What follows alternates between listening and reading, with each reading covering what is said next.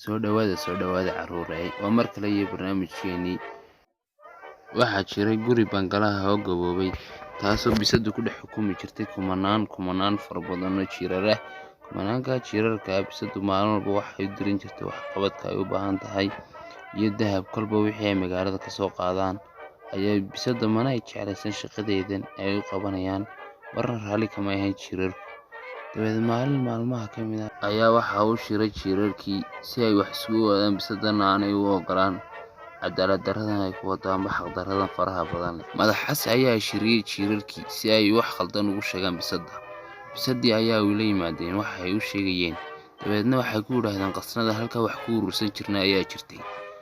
Waraaqdan aan sidna waa khariirad ku tusinaysa halka ay wax inoo yaaleen. Weliba qasnadaasi waxaa ka buuxa macdano fara badan iyo dahab aad iyo aad u fara badan oon berihii hore adiga aanan kula saaxiibin ku qarsan jirnay, taasoo macnaheedu yahay inaad bisada kugu talagalnay inaad u isticmaashid.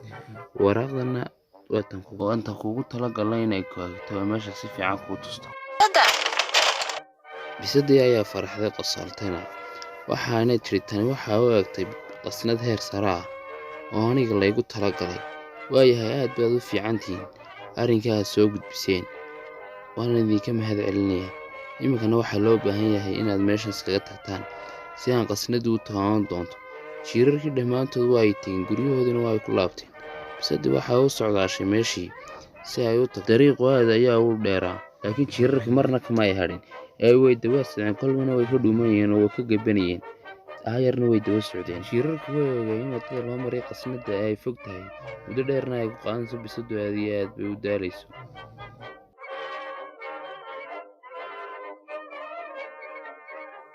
Socdaal dheer kadib, bisadu aad iyo aad bay u daalaysay, hareerahana way iska eegaysay inay cidi u soo dhowday in kale si ay qasnada si fiican ugu hubsato jeebkeeda. Dabeed way socotay. Markii dambe meel baa iska fadhiday. Dabeed waxay isku dayday inay iska nasato. Markii ay nasanaysay, dabeed markii meesha fadhiday waxaa aragtay dhagax cas oo meesha yaala.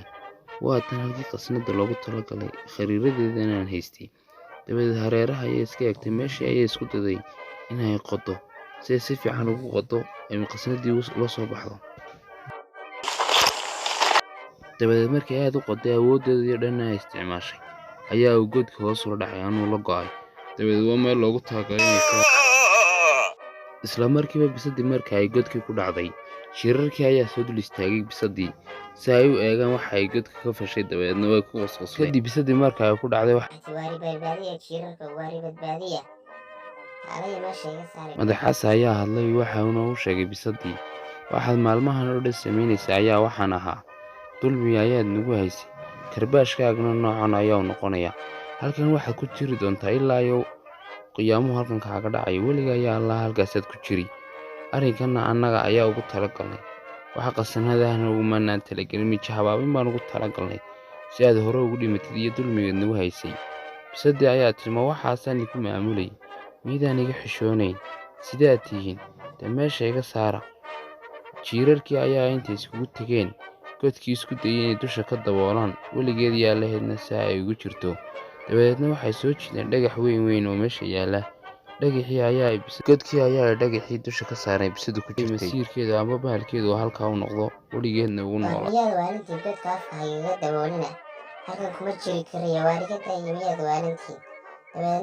Jirarkii waxa u kaceen xaggii ay u maamuli jirtay bisadu aanay xukunka ku haysay, waxaanay tageen qasnadihii faraha badnaa ay u soo ururin jireen. Waxaanu madaxaas ugu jawaabay inta uu shiriyey, waxaanu doonaynaa inaan dadkii u celino ee lahaa qasnadahan ka soo qaadan jirnay maalin walba. Dabeedna dadkii dhan qasnadihii way u celiyeen. Dadkii tuulada joogay dhowna aad ba ayay ugu farxeen. Baga ayaad xoolahayga noo soo celiseen. Sheekadii jirarkii dhanna dabeedna waxa u doorteen guddoomiye amba hogaamiye, iyaga hogaamiye madaxaas si uu xilka uga sii hay si cadaaladana u mariyo. Waayo jirarkii ayaa uu hogaamiyey caqli wanaagsan iyo talo fiican oo uu ku jiheeyay bisadii. Taas ayuu xilka uga sii hayay muddo dheer.